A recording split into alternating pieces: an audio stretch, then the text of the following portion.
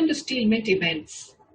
I'm Ruchira Singh, and joining me today is Mr. Anil Kumar Chaudhary, Chairman of Steel Authority of India Limited. Mr. Chaudhary has spent 34 years in this public sector company, working across different functions and in different capacities. In September 2018, he got appointed as the chairman. Grounded in finance, he served as a finance director for 7 years. Good morning, Mr. Chaudhary, and welcome to our webinar. Very good morning to you, and thank you for giving me an opportunity to participate in this webinar. I would also like to welcome the 500 participants who are with us today. Thank you very much for registering, and I would like to request you to put in your questions, if you have any, in the Q&A box, which you will find at the bottom of the screen. So after an initial round of question and answer between myself and Mr. Chaudhary, I'll be taking up your questions. So please don't forget to put in your name as well as your company name so we get to know you better. So Mr. Chaudhary, to begin with, please give us an update on where the capacity utilization stands at the moment and also the inventories. And looking ahead, now that we are doing a grade and opening up of the lockdown, where do you see these in the weeks and the months ahead? First of all, thanks once again. So, we all know that the steel industry has been having a very fluctuating year in the last 12 months. Like if we see in the beginning of the last year, the industry had some problems because of the ongoing general elections. So we thought with the new government coming in, things will start improving. But somehow because of the global economic slowdown and also because of the trade war between some of the developed countries and also some of the countries not so developed. So we saw a very difficult time. And then within the country also we faced the economic slowdown followed by extended monsoon, then festive season in the month of October. The steel industry started picking up from the mid of November 2019 only. And we were all happy that after a lull of 7 months, the demand came in the market. And most of the steel companies, they did very well. If you look at the performance of sale, during November, we had a growth of 36%, followed by a growth of 47%. And then in January 2020, again, we had a growth of close to 37%. But this black shadow of COVID-19 that started pursuing us from the mid of February. Normally, you know, February and March, they are the very good months for the steel industry because the construction activity is at the peak and also most of the spending on infrastructure and other steel consuming sectors happened during this time. But unfortunately, we slipped in February. Not only sale, all the steel producers, as far as demand or sales are concerned, they slipped. And March, you know very well, from the beginning of the March itself, we thought that problems would be there. And by the mid of March, the demand almost dried up. Many of the consumers, they decided to either postpone or cancel their orders. And after that, we had to face the lockdown practically from 22nd January itself. That is the day Janta Curfew was announced. Since then, we found that our sales almost come to a point. But despite the sales not being there, you know, steel is a continuous process industry. And we have to continue to run, albeit at a lower level, in order to meet the technological requirements. So we also decided to continue with the production at a level of somewhere around 55 to 60%. And as the April came, and during March, everybody piled up the inventory. So SAIL also had to manufacture and put it in the inventory. As the April came, we decided to bring down our production to still a lower level. And in the month of April, we operated somewhere around 52% capacity on an average. And in May, again, we have been operating almost at the same level. Rather, I would say from say 7th onwards, we will further bring it down to a level of 40%. As far as inventories are concerned, of course, in the absence of demand, most of the steel producers, they have added to the inventory. In the month of March, as I said, that the demand was not there, so we added to the inventory. Again, in the month of April, we added to the inventory. In the month of May, though we have planned a good sales, we find that at least we should be able to reach a level of 70 to 60% of the sales which occurred in May 19. But only time will tell in what form we are able to see this opening of the lockdown economy, and in what form our steel consumers, they are able to pick up steel from us. But the fact remains that most of the steel producers, particularly in integrated steel sector, they have increased their inventories. But at the same time, I would also like to say that the increase in inventories is nothing, I would say, so untraditional in the steel sector. We have been accumulating inventory in the past also. And if I go back to the last financial year, on 31st October, we had the record inventory of 2 million ton. But within no time, we could bring it down to the level of what we were holding as on 1st April 2019. So this inventory is not that troublesome if we are able to get enough demand in the market in the coming time.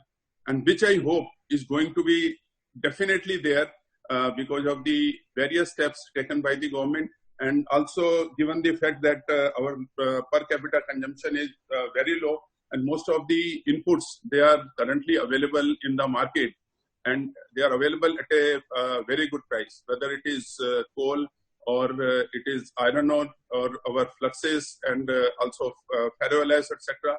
They are all available. And government also has planned to invest a lot of money in the infrastructure pipeline. And I understand that in the few coming months, say up to September, a good amount of investment would be happening from the side of the government. Right. So do the inventory levels currently stand at 2 million tons? Because that's a figure you gave in one of your... Yes, it is at 2 million tons, but it is not like this. Last month we didn't sell anything. We sold close to 200,000 tons of material in the market. And this month we are planning to have good amount of exports also. In fact, the problem we face at the ports, because suddenly the exports have gone up from most of the producers. So our ports are not in a position to handle those kind of quantities. And most of the steel companies, they are exporting from the ports which are located in eastern India. That is Haldia, then Paradip, and also Dhamra. So these ports are not in a position to handle the kind of exports which we are expecting. And second, these ports can handle the export of the finished goods like HR coil. But if we export the semis like looms, billet, or slabs, or say for that matter, pig iron, they are not able to handle large quantities. So that is also emerging out to be a big constraint right now in increasing the quantities of exports. And also, you know, we have been producing rails. And last month, the rail production continued to be there in a normal manner, despite all difficulties, despite the problem of body distancing, that we have to maintain a distance of 2 guns. Even after maintaining that, we could have a production of close to 80,000 tons, which was supplied to Indian Railway, and also some domestic demand was there. So all put together, we sold at least 200,000 tons of steel, which is equal to 20% of what we have been selling otherwise.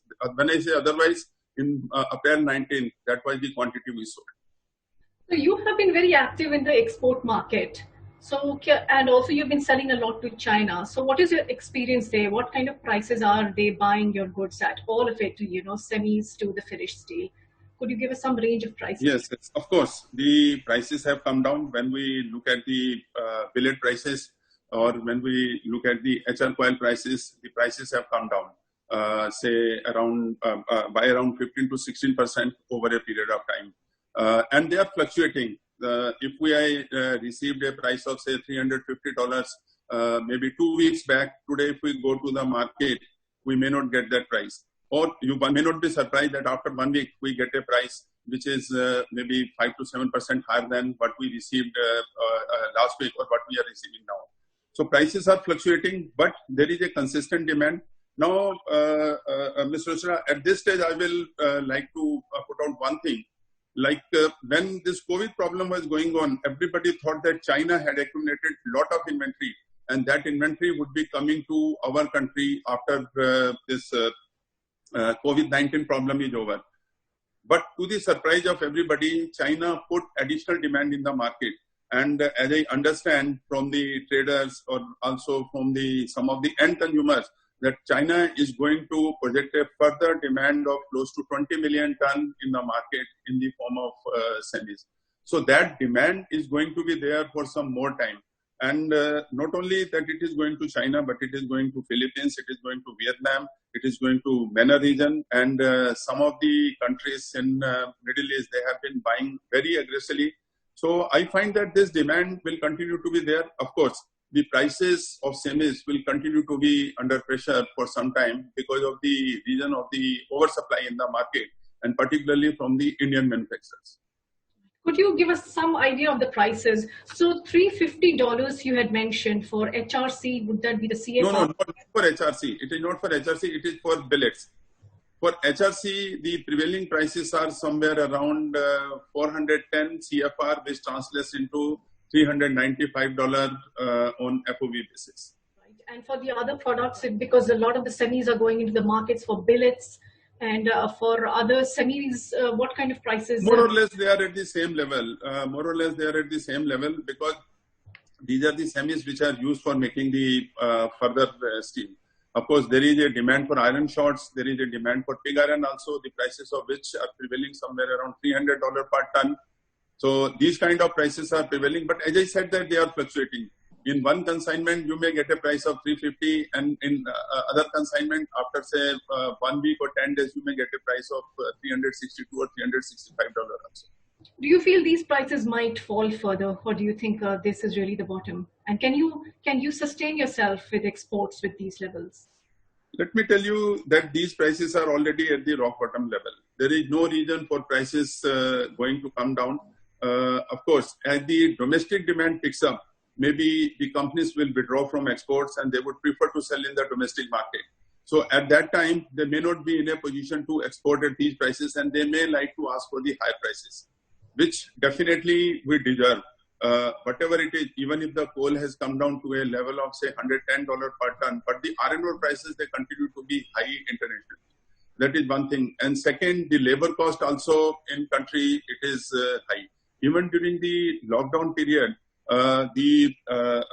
most of the manufacturers, they continue to pay to their labor.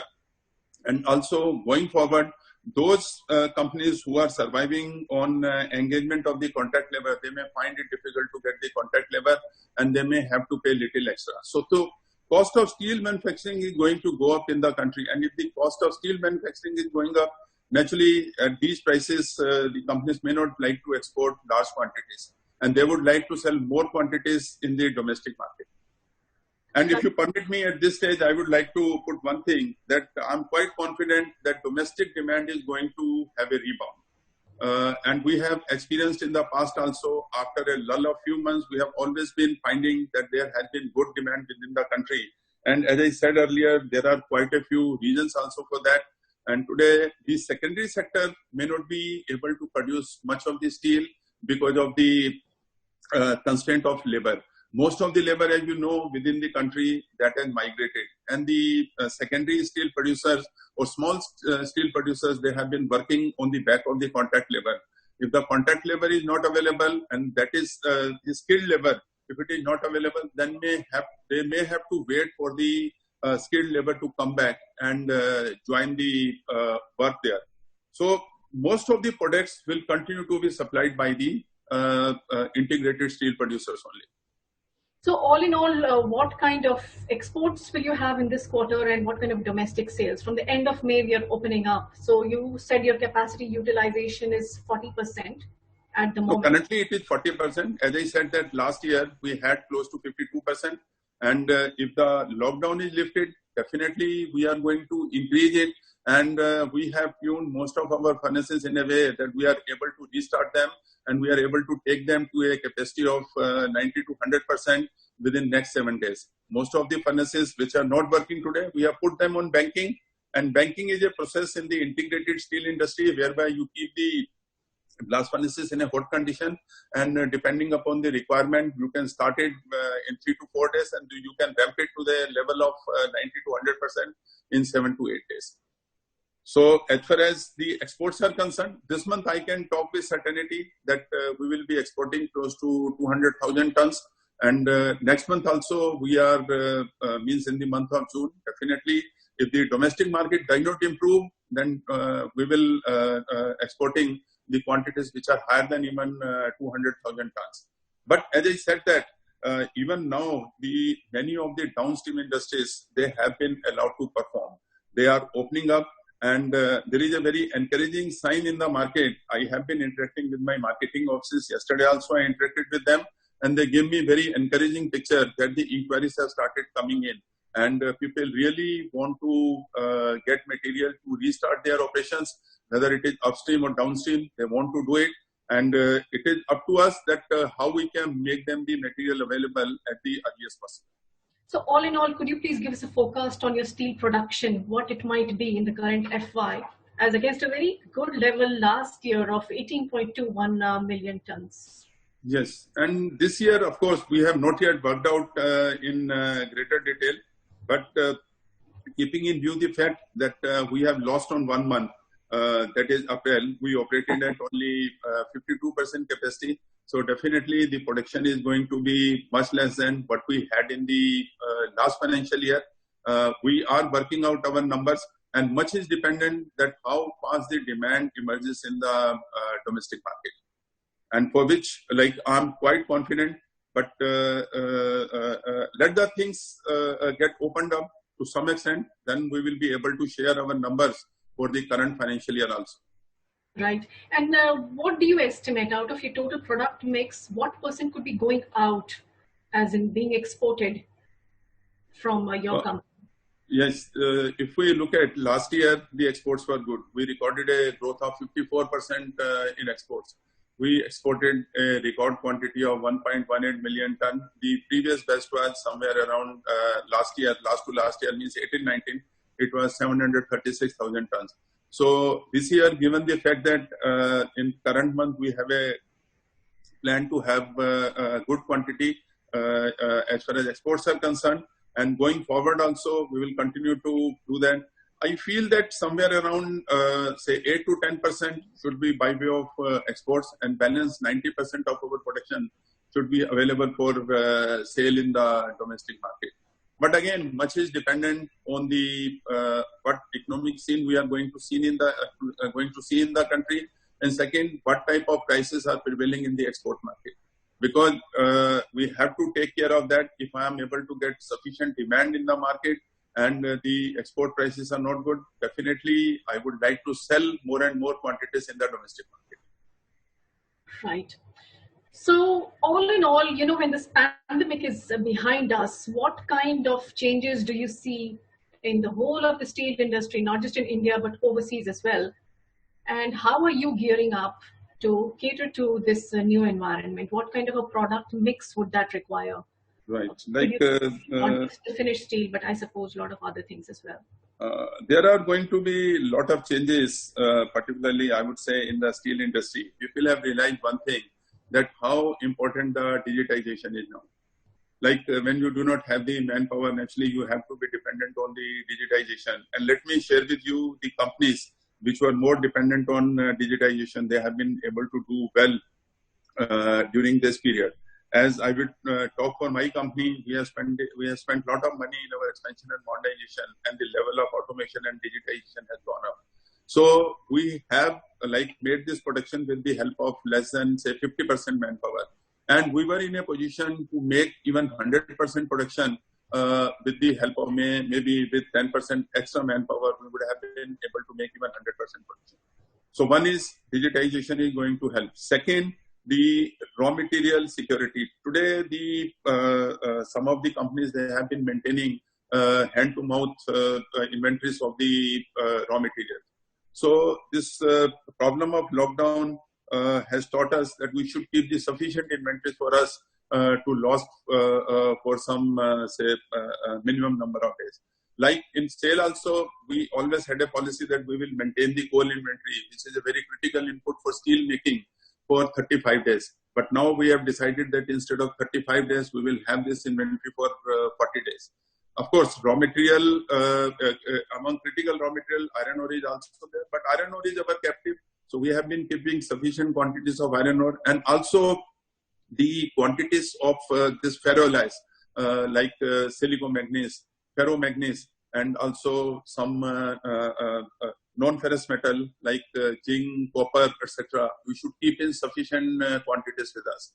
And number three, which is very important, we should always respect the cash, because during this period, most of the companies, they face the liquidity issue. And that way, we are fortunate that we continue to meet all our obligations in time. Again, at this stage, I would like to, one thing, when most of the companies in the steel sector and also in the other sectors, they ask the banking system for postponement of their loan installment and also payment of interest. Perhaps SAIL is one of the companies who never requested, and we met all our obligations as far as repayment or interest payment is concerned exactly in time. I would share with you very frankly that this even surprised the many of our bankers. Like, we have been running after them that we'll be making this payment. So please tell your staff to be careful that this payment, this repayment would be coming to you on this and this date. They make utilization of. So that kind of liquidity management, we have it. So liquidity management is going to be very, very important. And also, I would see that many of the companies, as I said, that they will be shifting from Europe, they will be shifting from China.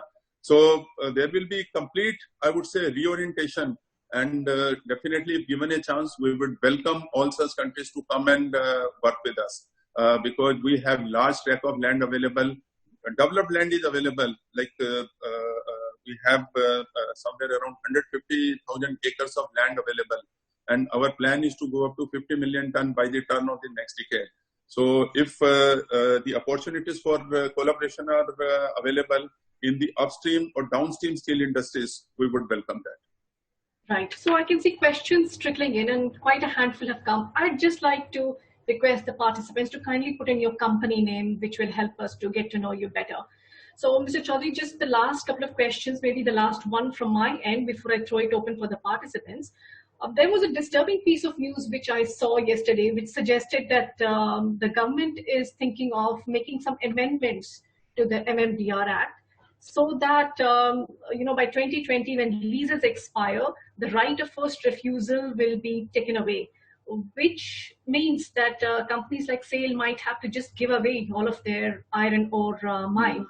So how do you see this development? And also in the auctions that happen in Odisha, the trend was to give away the blocks freely, and a lot of the previous participants did not get those blocks. So does this disturb you, and what do you think that? Let me clarify that we are not disturbed by this proposal. Even if the amendment comes, we are not disturbed by this, because this will not be applicable to public sector companies. Maybe the private sector companies which are having the captive leases, now they will be coming up for renewal in 2030. So the proposal is, instead of coming up in 2030, they will come up only in 2025. But this is only a proposal. I also saw in the newspaper. Yesterday I saw it in the Economic Times, but I'm not very sure whether it will get converted into law or not. And as far as SAIL mines are concerned, our mines are intact. And today we are holding reserves of around 3.5 billion ton. And also we have been requesting government that for meeting our requirement for expansion, further expansion, that we should be given more mines in the time to come. And I believe the government is quite considerate about that, because if we have to go fast on putting up the capacity, then public sector has to play an important role, and government is fully open to that. Maybe the further leases will come in due course of time. Right. So we have a question coming in from Pinakin Parekh. He's an analyst, but I can't recollect his company name and he hasn't given it here. But he's asking you to give some color on the cash burn per month. I understand it might be lower because even raw material costs have come down. So could you speak about your cash burn per month? Yes, as far as cash requirement is concerned, as I said that the most of the raw material, our iron ore is captive, so I'm not worried about that. And our iron ore cost continues to be lower than 600 rupees per ton. Of course, over and above that, we are required to pay the royalty and also the railway freight. And coal prices, they have already come to a level of somewhere around $100. And also that most of the coal suppliers, overseas coal suppliers, they decided to reduce the relativities for most of the buyers when we had our negotiations for the current financial year. So given all these things, the cash requirement is going to come down, but at the same time, it will have some impact on the cash collections also. So going forward, if we are able to take care of our fixed expenses by increasing our production, so I find that the cash should not be a big issue. And I can share with the participants here that we have large number of lines available, whether they are in the form of commercial paper or in the form of long-term loans or even in the form of working capital demand loan from the banking system, which is available for utilization right now. So as far as sale is concerned, there is in general liquidity problems in the market, but we are more or less comfortable. But at the same time, there is a need to get into preservation of cash.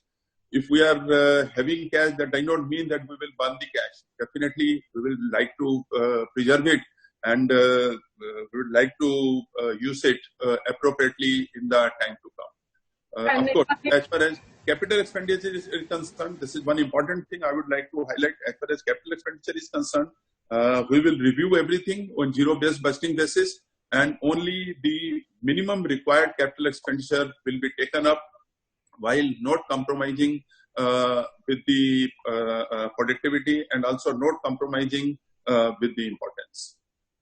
Right. Next question is from Mr. Amit Dikshit. He's from Edelweiss, and his question is: which segment would see the demand recovery first, flats or longs? What is the sales export level which you have already given? Right. So I feel that, yes, ma'am. I feel that the recovery will be there mainly in the long products. Like this, we have always been experiencing because construction is one thing which picks up fast. And also in infra, particularly this TMT, wire road structures, these are going to face the recovery first, and maybe after that we can see good recovery in flat products also. And as I said that as far as our exports are concerned, they are mainly in semis or HR coil. Right. And when we say semis, it is the billets, looms, and slabs, and also we have booked some consignments of pig iron for sending it to overseas. Right. And so just one thing, like Nepal, our neighboring countries, particularly Nepal, they have been importing a lot of steel material from India, and Nepal is our natural market because most of our steel plants are located in that area. Our ISP Panpur, DSP Durgapur, and BSL Bokaro, they are located in that area, and they are hardly at any distance, and the movement has been taking place rates very seamlessly. So once the Nepal opens up, that will give us additional opportunities of export to Nepal. Right. I'd like to remind the participants again to kindly give your company name so that we get to know you better. And the next question I'm taking here is from Aditya Agarwal, who's asking, how does SAIL plan to pay its creditors, which is already overdue? And likewise, Mr. Chaudhary, how do you get your payments back? I believe you have some huge amounts of payments stuck, particularly with Indian Railways. Right. So no, you asked a very pertinent question. Perhaps the participant asked for creditors and you corrected it by including the debtors also. Today, I am having large amount of receivables from government department and also from the large public sector companies, which are there. Of course, creditors are also there. Once I am able to realize my debtors, definitely I will be liquidating my creditors also. So it goes hand in hand. It is not like this that I will keep on liquidating my creditors and I will not realize my debtors. So it is both ways. We have been working on that, and we are trying to realize our debtors as fast as possible and also to liquidate the creditors as fast as possible. And if we look at most of the money is locked up in inventory and in debtors. And inventory, I myself explained that we are holding a level of inventory which is not very difficult to liquidate in the coming time if the demand goes to demand level which we are expecting goes to. So creditors have not gone up disproportionately, whereas I would say my debtors have gone up disproportionately. So once I realize them, simultaneously I will be reducing my creditors also. Right. Next question from Suyog Dhawan. I wish I knew your company name, but he's asking about the debt levels. So sales debt level is currently at 52,000 crore, Yes. humongous amount. And he's also asking how you plan to service the debt. Is it going to come down this quarter? And are you going to be borrowing more to service this debt? Some guidance is needed. Yes, good question. My debts, no doubt, they are at a level of 52,000 crore currently. And on 30th April, they were at that level, slightly lower than 52,000 crore. But yes, it is a good level. But if we look at debt equity ratio, it is not very high. Of course, net debt to EBITDA continues to be high. And as I explained, my debt level has gone up mainly because of a large amount is held up in debtors. We have to realize a lot of money from the government department and also from the large public sector companies. And as far as repayment is concerned, current year we are having a repayment of around 2,700 crore. And as I said that we are ourselves calling our bankers, we are ourselves calling our bondholders, and we are telling them that we will be paying money in time. And so far we have serviced all our debt obligations in time. And in coming time also, I assure that my top priority will be to liquidate the this obligation of loan repayment and interest payment. There is not going to be any delay, not to talk of default. Right. Next question, Amit Agarwal. What is the current pricing for iron ore? And is the mining likely to come up in the next few quarters? Well, he's asking for the price outlook for iron ore. Yes. As far as iron ore is concerned, sale is not disturbed about that. The iron ore prices, surprisingly, they are remaining at a higher level of $82 per ton. If we see China CFR, they are currently at $82 per ton. But my iron ore production is going on smoothly. There is absolutely no issue. Rather, today my plants are having good quantity of lump and iron ore fine, and also the mixed blend available at the steel plants. So we are not at all disturbed about the prices of iron ore or the availability of iron ore, because it is a captive source and it will continue to be captive in the coming time. Right. Sanjeev Mehta is asking that sale is saddled with inventories, and don't you see that it will be forcing yourselves to drop the prices and sell? So distress sales, Mr. Chaudhary, is that likely to happen? No, it is not like this. As I explained earlier, on 1st October, or I would say 31st October 2019, almost we had the same level of inventories. And how quickly it went away, and we did not dispose that inventory at a, I would say, throwaway price. Even now also, the inventories are available, and some of the inventories out of this 2 million ton, they are available in the form of semis also, which can be further processed. And if the demand comes up in the market, disposing of this kind of inventory may not be a difficult thing, because the production from the secondary sector is going to be negligible, or it is not going to be there. So we should realize that, and we should keep that in mind, that most of the quantities will be coming from the integrated steel sector only. And given the fact that production will not be available, this kind of inventory, rather I would say, is not at all, which is not palatable. We have seen such levels and we have disposed them off quickly in the market. Naveen Ahalwat is asking, what are your views on ferroalloys pricing going forward? We have our own sources of ferroalloys, particularly silicomanganese and ferromanganese. We are having a unit at Chandrapur, which is meeting almost, I would say, 50% requirement of my ferroalloys. The balance ferroalloys, of course, we have been sourcing from the market. It is dependent on the raw material prices. So far, these ferroalloy prices are under control. And for example, this ferromanganese price, they are somewhere around 65 to 70,000 rupees per ton. This is a reasonable price, I feel. And I don't find that going forward, given that the production of steel is going to be restricted, that there is going to be any major increase in the prices of ferroalloys. Rishabh Gupta, what is sales projected rail production target for FY21? what our new grades at SAIL is focusing on with an eye on increasing the load-bearing capacity of the Indian Railways? Yes, very good question. And in fact, I was not expecting it that people have been tracking me to this extent. As far as rail is concerned, last year we had a target of 13.5 lakh ton, and against that we supplied. Rather, I would say we produced 12.85 lakh ton, which is more than 95% of the target. In fact, we would have met our target had there been no disturbance in the last 15 days as far as production is concerned. So current year, we have target of going up to 15 lakh ton, 1.5 million ton, and also for increasing the load of Indian Railways, they want to have the 25 ton axle load. And for that, we have developed a rail which is made of R260 grade steel. This is a special grade steel which is having low oxygen, low hydrogen, and this can be used for running 25 ton axle load. And most of the rails made by SAIL in the current financial year would be of R260 grade.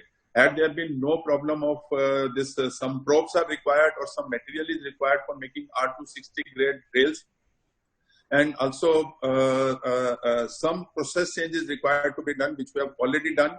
But for these probes and some raw material availability, we will be starting this production of R260 grade rails from next quarter, that is from 1st July. Had everything been normal, we would have started this from 1st April 2020 itself. So this will take care of the requirement of the Indian Railways. Tehsil Dastagir, he's asking what was SAIL's export booking volume to China recently? Specifically, he wants to know what you sold to China. Yes. Let me tell you that whatever bookings we have done, we have already done bookings of more than 300,000 tons. And most of these are from China only, except one or two consignments which have gone to Vietnam, Philippines. All others are to China only. And maybe we are not very sure whether the consignments which have been booked for Philippines, Vietnam, they will be ultimately landing in China. Because there are trading houses who are booking with us, and they are finally supplying to the various destinations. So most of our exports, which are ranging from bookings at 300,000 tons plus, they are, I would say, from China only.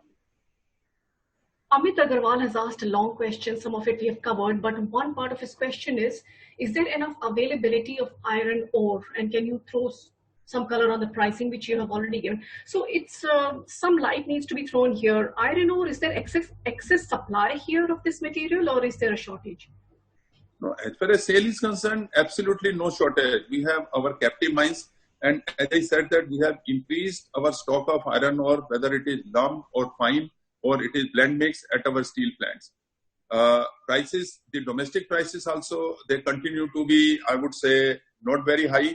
If we look at IBM prices, or if we look at the prices which are given by NMDC in the market, they are not very high. So domestic availability and prices, they continue to be, I would say, reasonable. There has not been any unreasonable increase in the prices of the iron ore so far. Amit Agarwal is asking again, what are the pricing trends on coal? The coal prices, of course, they have come down. If we look at on 30th March, the index for PLV, that is the premium low vol coal, hard coking coal, was at somewhere around $150 per ton. But if we look at today, it has come down to a level of $107 per ton. So there has been a decrease in the coal prices by around 30% as compared to March. But as I always say, that the coal prices are very fluctuating in the market. So whatever prices are prevailing today, how long they will be sustaining, only time will tell. But my hunch is, or my estimation is, they will continue to be at the same level. Maybe you may not be surprised if in coming days they come down below 100 also. But as the demand picks up in the market for steel, there will be additional demand for coal, and the prices may go up, say, post June or post July. Suresh Kumar wants to know, will May 20 domestic prices be immediately corrected to export price level of $410 CFR, which is equivalent of 30,900 rupees per metric ton. I would like to say that there is no reason for domestic prices to be at the export parity prices, because everyone knows why the exports are done and how the exports are done and what prices the exports are done. Today, we already have the anti-dumping price for HR coil, which is the representative for flat products at $489 per ton. So there is no reason for the domestic prices to be lower than that level. That is the import parity price. Of course, that is the landed price, including duty. And if we add to that some, say, port expenses and other things, and also the carriage from the port to the destination, it will add, say, another 1,000 to 1,500 rupees per ton. So I don't find that the domestic prices are going to come down to a level of the export parity price. There is no reason for that, because we have the anti-dumping price in place today. Mr. Bhagirathi Singh is saying, I am from Calgary's India Refractories and would like to understand how we can, as a refractory manufacturer, help the integrated steel plants to manage their cost of production. What are your expectations from the refractory manufacturers? Refractories, as you know, it is an integral part of the steel making. We need refractories everywhere. Wherever we have been doing our hot job, we need the refractories, whether it is coke ovens, blast furnace, ladle, steel melting shop, or after that converting liquid steel into crude steel, we need the refractories.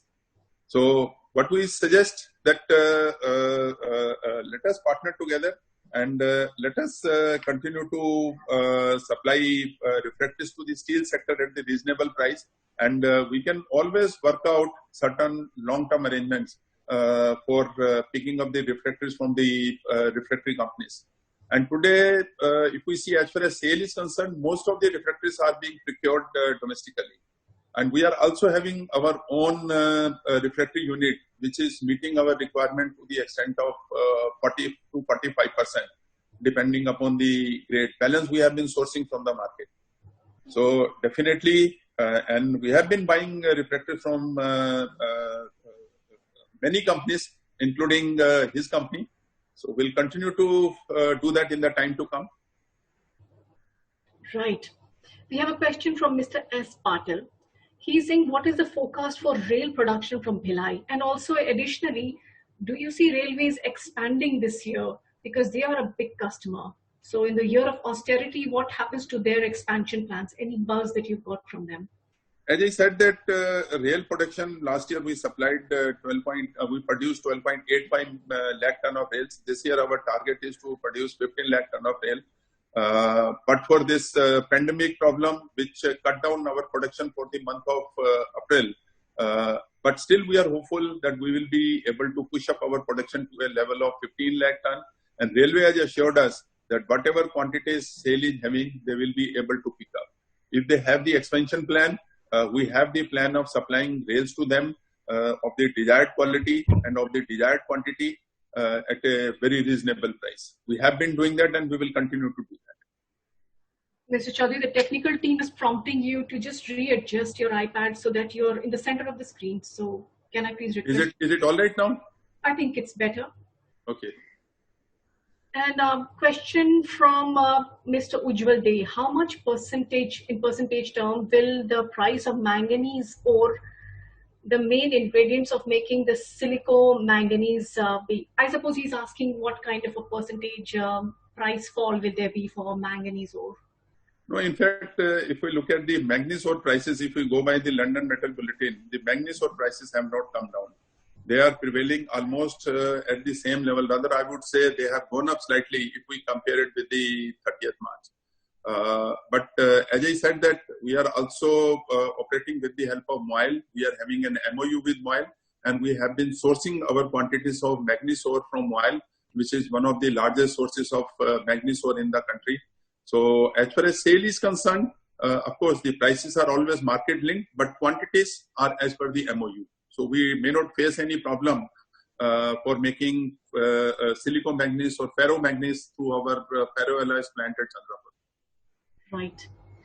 So next question is from Mr. Anshul Choksi. He's from Sojit's Corporation, and he's asking what will be the impact of the slowdown on auto sector, special grade steel, and what is your view on this? So yes, the auto sector, which will take its own time Auto to sector, you know that in April, many of the companies, they sold 0 cars. So this month also the same is there, because for people, the purchasing a car, that becomes I would say, least important thing when other demanding things are there. So definitely it will affect mainly the steel manufacturers who are in alloy steel making. We are also doing alloy steel, but our main business is in mild steel. And if we see our major portion of turnover, I would say 98% is coming from the mild steel only. So slowdown of the auto sector may not affect us to that extent as will be affecting the alloy steel industries. Yes, auto sector has been buying the mild steel also. They are buying the CR coil, and also for certain internal equipment, they have been buying steel from us. So it will have some impact on us also. But as I learn that in the coming time, they are also expecting the demand to get rebound, and they may get the good selling orders from the market. But it will definitely have some impact as it had in the last financial year. Can you tweak these flat products to make something else, which is maybe something like a gas pipeline? No, it is not possible. The only thing, then you have to go for downstream. And setting up this downstream facility in 5-6 months may not be a feasible thing. Like we are making the basic steel and also the special steel for the downstream industry. So we do not want to get into ourselves unless we have a very good proposal, but that will come with a gap of time. It cannot that I envisage it today, start putting up, and I bring it up in next 4 to 5 months, because it takes some time. Question from Rohan Baid. He's from SteelMint, our sister company. He's asking, Indian buyers are being heard to be in discussions with their suppliers over tentative cancellation of cargoes. Is SEAL also in talks with its suppliers trying to cancel coking coal cargoes? Not cancellation. We have definitely asked them that whatever vacants can be postponed, because we have brought down our production to 50 to 55% level, as I explained in the beginning. Naturally, the coal requirement also comes down. One, we are building up our inventory, as I said, from 35 days to 40 days as a matter of prudence. Yes, we have also requested some of our suppliers to postpone the vacants, but we have not talked of cancellation so far. Right. Abhishek Pandey is asking, what is the impact of global oil prices on steel prices in India? Not much. Of course, we have also been using the oil. We have been using diesel for our mining. We have been using lubricant. We have been using greases. But prices have not come down, as you know it very well. In more or less in our country, the oil prices are fixed by a different mechanism. They are not by the forces of demand and supply. So I don't find that there is much impact of the oil prices coming down on the cost of production of steel. Whatever changes would be coming, that will be coming through a mechanism. That is the whatever oil prices are coming down. Yes, one important thing which has happened, that because of the bunker prices coming up, which is used for ships, the freight from some of the destinations, it has come down drastically. Like we used to pay, I remember, $15 for transporting coal from Australia to east coast of India. Now it has come down between $9 to $11. So that will help us in reducing the cost of coal and consequently the cost of production. So, except for that, I don't find there is any other area where this reduction in the international oil prices have helped us in reducing the cost of steel production. Suyog Dhawan is asking, can you throw some light on the low-grade iron ore which you have been allowed to sell? So how much are you planning to sell in the current FI? Is there a market for iron ore to begin with? Because yes. So, yes. By government order in September 2019, we were allowed to sell, say, 25% of our last year production in the market Of course, for that we have to increase our production. In fact, we started increasing our production and we were successful in one of the auctions in the month of February. Second auction was planned in the month of March, but because of the liquidity issues and also the requirement of the steel manufacturing companies coming down, we have put a hold on the iron ore auction so far. So we will again go in for iron ore auction once the normal production is resumed by the steel manufacturing companies. Gaurav from Morgan Stanley has an additional question on the same topic. He's saying, how much can you sell in FY21 of fines and lumps? And is there any threshold price below which you would not like to sell? No, prices are, as I said, that the prices have to be in line with the market. So prices of iron ore are also fluctuating within the country depending upon the demand and supply. So I cannot say whatever prices there in the market, we will be selling at that price only. Today, whatever I'm selling the normal grade iron ore, which is having Fe of close to 60 to 63%.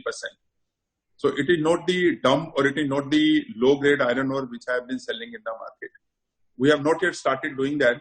So maybe we have already done the preparation, and once the operation is resumed by most of the steel manufacturing companies, then we will go to the market and sell it. And I find that it will be in line with the IBM prices which are published from time to time. Right. Vishal Chandak, MK Global is asking, what are the major government infrastructure projects which have been opened recently? Yes, there are two, I would say, important projects. One is that the road construction, it has already been resumed. And at certain places, of course, the work is suffering because the sufficient manpower is not available. Second, this national, this pipeline, which is being handled by the oil companies, that has also been started. And in due course, the demand will also get generated from these places. But apart from this, there are many other projects which are they are at the early stages of resumption. And I feel as soon as the lockdown is lifted completely after 17, there will be a spurt in all such projects. The activities will get hastened, and that will lead to generation of additional demand in the market. Right. Chintan Mehta is asking, with ArcelorMittal, ArcelorMittal has already declared increase in steel prices. So can steel players follow the same path? This is unconfirmed. We don't know if ArcelorMittal really has increased the prices. But if they do, if they really have, then what is your strategy? As I said, ma'am, there is no reason for the domestic prices to come down. And rather, I feel since the production of steel will be coming down within the country because of no production or lower production from the secondary steel sector, I find there is every reason for the prices to go up in the coming time. And also in the month of April or May, we have simply rolled over the prices of March. We have decided not to reduce the prices so far. So there is no reason for prices to come down. And if the international prices go up further, we will also increase the international prices for our exports, and that will definitely have a bearing on the domestic prices in the time to come. Siddharth Mishra from Ghanshyam Mishra and Sons is asking, where do you think the raw material prices will head in the medium term, including pellet prices in the domestic market? You've spoken about iron ore, but pellet prices outlook is what he is seeking. Yes, pellet prices, like today, the philosophy is that whatever pellet we make, we should sell it in the country instead of exporting it. Of course, some exports have been happening. Exports are being done by Kudremukh Iron Ore. They are being undertaken by Brahmani. They are being undertaken by JSPL and JSW also. Exports are happening, and the export prices are, I would say, they are hovering somewhere between $90 to $95 per ton.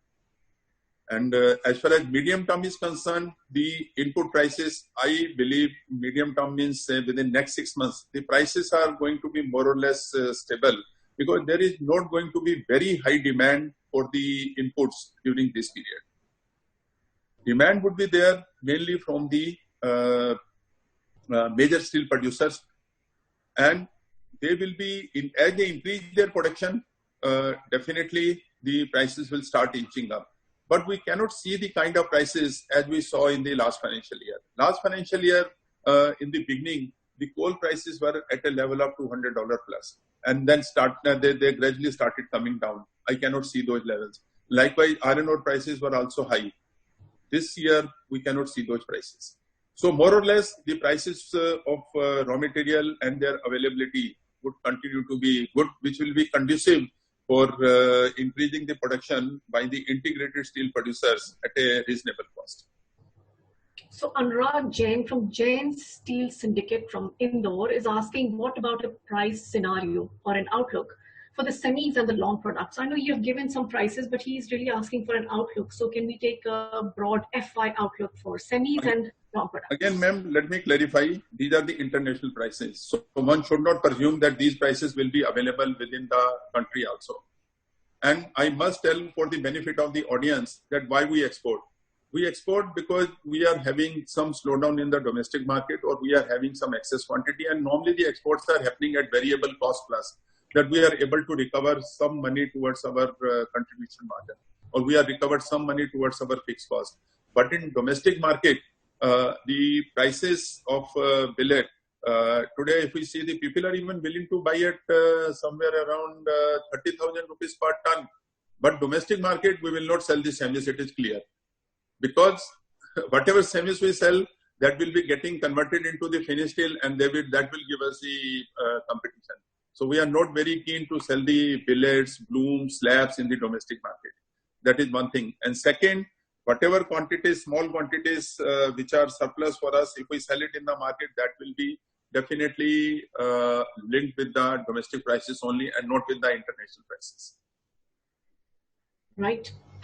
So Richard Mitra is asking, what will be the medium to long-term impact on steel scrap recycling policy? Policy, it is under preparation. Of course, we have also requested for an EOI from the market for putting up the 4 or 5 scrapping centers within the country. If the policy gets through, only then we will be able to generate the scrap within the country. Otherwise, we will continue to import the scrap. And again, scrap prices are also very fluctuating. Even when the steel prices were going down in the month of April internationally, the scrap prices in between, they went up by $10 per ton. So it is very important that as far as scrap is concerned, we should not be dependent only on imports. We should start generating at least 40 to 50% of our requirement of scrap domestically. Only then we will be able to stabilize the cost of production through this secondary steel making route, whether it is through our EF or it is through any other route which uses the scrap for steel making. Right. Madhumita Mukherjee, who is editor of Steel 360 Degrees magazine, is asking, while it is known that predictions are there that steel demand will slow down in 2020, looking ahead, how fast do you see demand to bounce back? So next year's... No, as I told that, I'm a very optimistic person, and I've been telling from very beginning, like whatever interviews I took last month, and even now I maintain the same stand. The demand is not going to slow down. How can you judge it from today that the demand has slowed down? Today, most of the industries are closed. They will start opening, and the labor would also be there in some time. So I'm quite optimistic. Demand is not going to get slowed down. Demand is going to get rebound in the time to come. The same thing people predicted for China. Now China has come out with a large demand, and they are our safety outlet. They have been asking for large quantities of steel from the other countries of the world. So I find that domestically the demand is definitely going to go up in the coming time. And government has planned all such things, and you will find that investment would be coming very soon from the government on many of the projects of the national importance, and also the construction and infrastructure activity will get resumed very soon. So Pawan Singhania from Jaivik Ispat in Indore is asking, what is the outlook for real estate sector, especially for long products? Real estate sector is one thing where, of course, this slowdown will be there because used inventories are already available, but that was there before this pandemic also. The inventories were always there, but still lot of construction had been happening, and I think that construction will get completed, and demand for our products, particularly for TMT and light structure, would continue to be there. Maybe initially there will be some slowdown again because of the non-availability of the sufficient labor. But after that labor is available, maybe by, say, after the monsoon is over, say by mid of September, the demand for construction-related steel products should go up. Right. Mr. Sayan Chatterjee from Sham Group in Kolkata is asking, in the present condition with the rise of prices for imported manganese ore and domestic manganese ore in India, naturally the ferroalloys prices have pushed up. But we see a lot of constraints for the same to be accepted by the steel industry. So how do you assess this situation? Yes, I agree. As I said that between 30th March and today, the LMB prices of this manganese ore, they have gone up. But as far as sale is concerned, I said that more or less we are insulated because we have an arrangement with MOIL, and we are having long-term MOU with MOIL, and we have already given our requirement to MOIL. I agree, if the manganese ore prices are high, naturally that is going to affect the prices of silico manganese and ferro manganese, and that will definitely affect the cost of production. But I don't feel that the availability is going to be a constraint. And if the iron ore prices are high, manganese ore prices are high, for some time we may have to buy it at a higher price and use it for our steel making. There cannot be any escape from that. Right. So Mr. Vishal Gupta is asking, please inform us about the demand scenario with lower discretionary spends by consumer. How will the auto sector and the white goods demand impact steel requirements? And if I may add, you are close to the ministries. What kind of buzz have you got about stimulus packages for, say, auto and consumer sector? Well, definitely, that will affect the demand for some time. And when the liquidity is not there, the priorities always get changed. So there may be some temporary slowdown of white goods in the market, but that is not going to be permanent. The thing will change with the passage of time. And as far as the stimulus package is concerned, various these chambers of commerce, they have already given their requirement to the government. And we are also expecting that some sort of stimulus package will be available to the various industries, including steel. So far, we do not have any clue about that. We will also come to know in due course of time, as and when the decision is taken by the government. Avinash Todi is asking, what opportunities are there for the secondary steel manufacturers? So they are your competitors really, and in the last 2 months, most of them have been closed. So what do you foresee for them? If they are able to manage the labor, they can definitely restart. And as far as the supply of material to secondary steel sector is concerned, primary steel sector or the integrated steel sector is ready for that. They have to, only thing is organize their things, and they have to start manufacturing the goods. And we really want that there should be a vibrant and the very competitive steel industry within the country, whether it is coming from the secondary sector or it is coming from the integrated steel sector. We are not at all perturbed about that, because we are complementary to each other. I think that much of steel generation or demand generation is going to be the country that we can always work together. But as far as sale is concerned, I would like to highlight one thing here, that I always tell my stakeholders that we make steel also. So my main work is steel making, but I'm too busy in so many other things. Today, SAIL has been maintaining 7 townships. And you know what is the amount we have been spending on maintenance of these townships is close to 1,500 crore per annum. Now, the kind of response, scaled response we have given to fight this menace of COVID, that is unparalleled in the country. We have undertaken all steps to take care of this pandemic at not only in our steel townships, but also in the peripheral villages and also in the peripheral towns. And we have created state-of-the-art facilities. And how many of you know that we are having a COVID testing lab at Rourkela Steel Plant? My Bokaro General Hospital at Bokaro, and they have created the COVID care center where the treatment of the patients are happening. Normally, these treatments are taken at the specialized or big hospitals, but we volunteered and we went forward and we told the government, yes, we will take care of the patient. So that way, our social responsibility is enormous. This is not even undertaken by the other integrated steel producers currently in the country, because they are not having that kind of townships as we are having. Those who have seen our townships, those who have seen our steel plants, they only know about it. And having grown in this company for such a long time, I know each and everything and what this company has been doing for the good of the country, good of the society, or good of the human being. I only know it. Next question from Mr. Varun Gupta. He's from Gopal Group of Industries and he's asking for competitor information. So his question is, what is the status of steel plants in China? At what percentage of capacity are they working at currently? And since they already have an overcapacity, if they do, why are they importing steel? That's again a good question.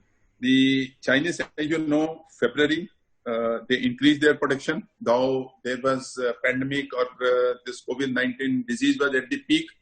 In March, of course, their production is slightly lower than CPLY. It is just 2% lower than CPLY. They continued with the production. Even in April, the information is yet to be out. But I feel there is no considerable reduction in the production of steel in China. They are importing for various reasons, I would say, strategic reasons. One, they put down some of their blast furnaces. Now they are taking time to bring up those blast furnaces. So for the time being, they are meeting that requirement by importing semis from the other countries. Second, they want to preserve their raw material, maybe coal or iron ore. They want to preserve for, say, future when the prices will be up. And third, the semis are available in the market at a lower prices. Like if we see $350, this is a very temporary price. At these prices, semis are not going to be available for all the time to come. The good price for semis is, I would say, somewhere around, say, $420, $425 per ton, as it was prevailing in March 2019. So that is the price which is there. So just to take advantage of all these things, they have been importing steel from the other countries, and they will continue to do so till June. And after June, we have to see whether really they have been able to ramp up their production from the facilities which are available to them, or they import even after that. That time will tell. So far, the requirement is there up to July only from various companies from China, steel making companies from China.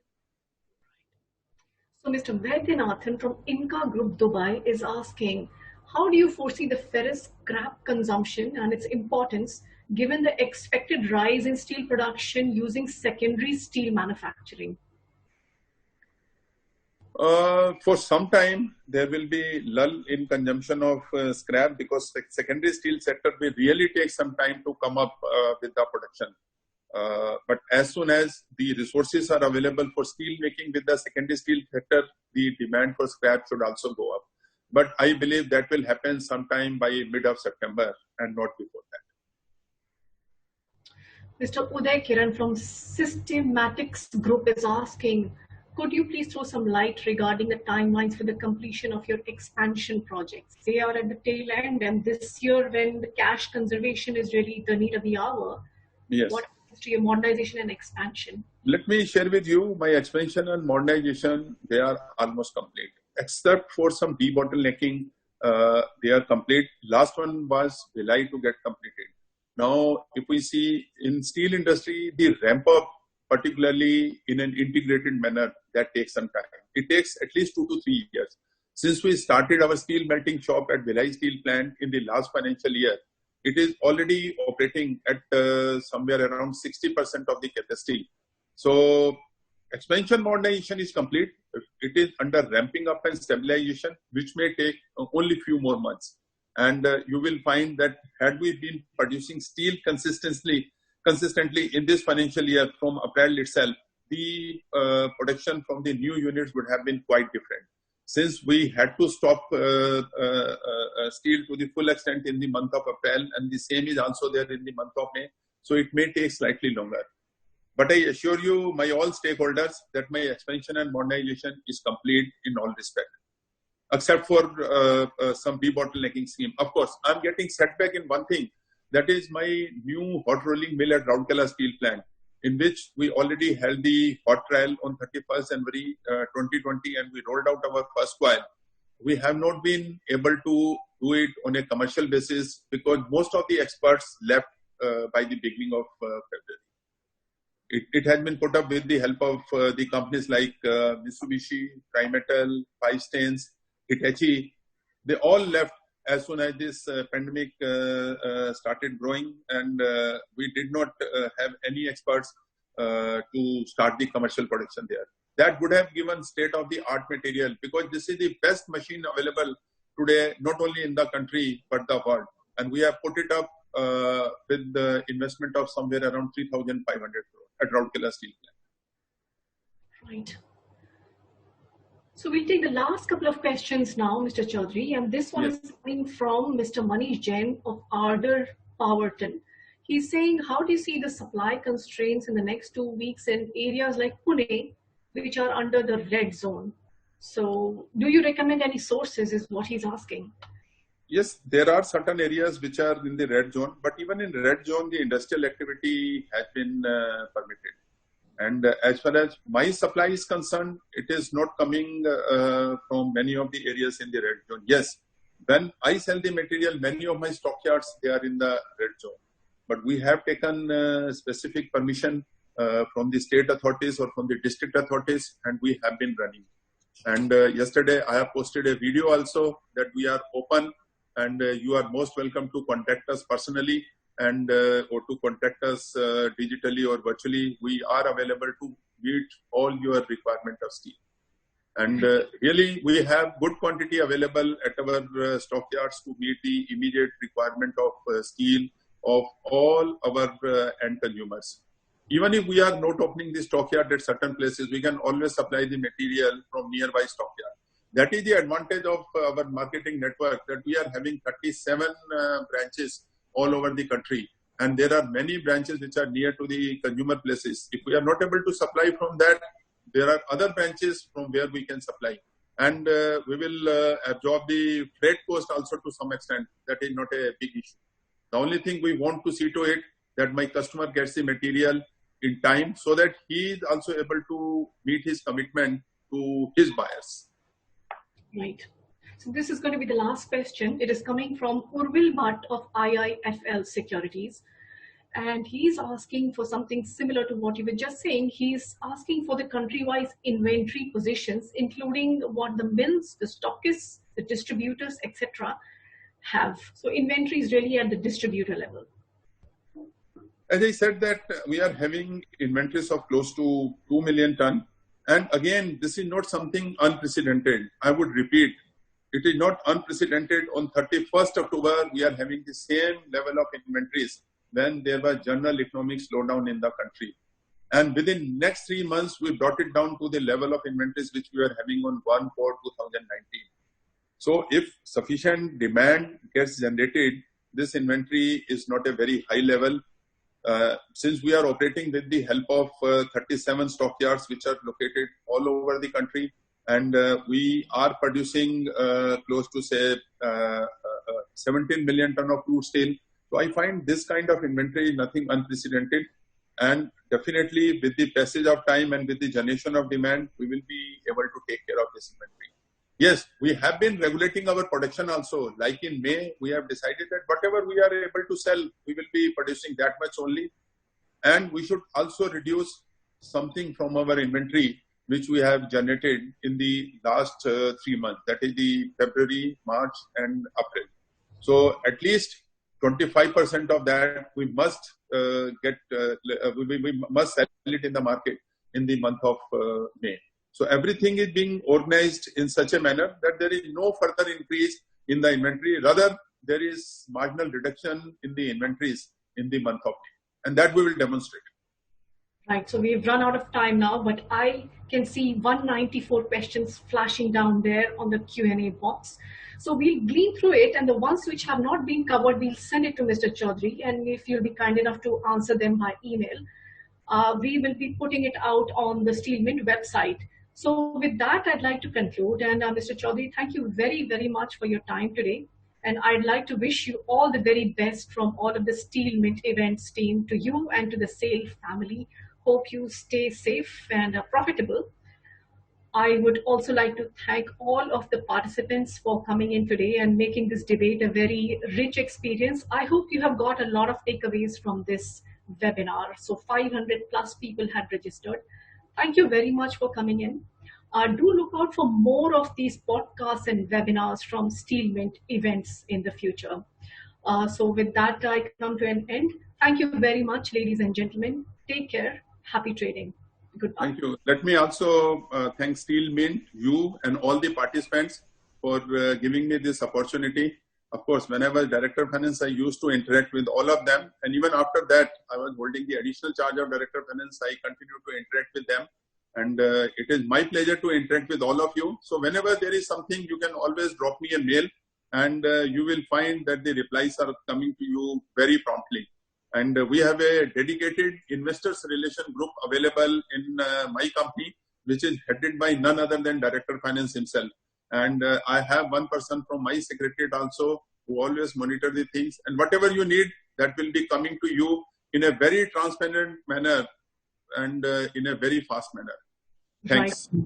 Thank you very much. And I might like to add that you can see a recording of this program on YouTube. So those who have missed it or would like to see it again can catch it there. Thank you and goodbye.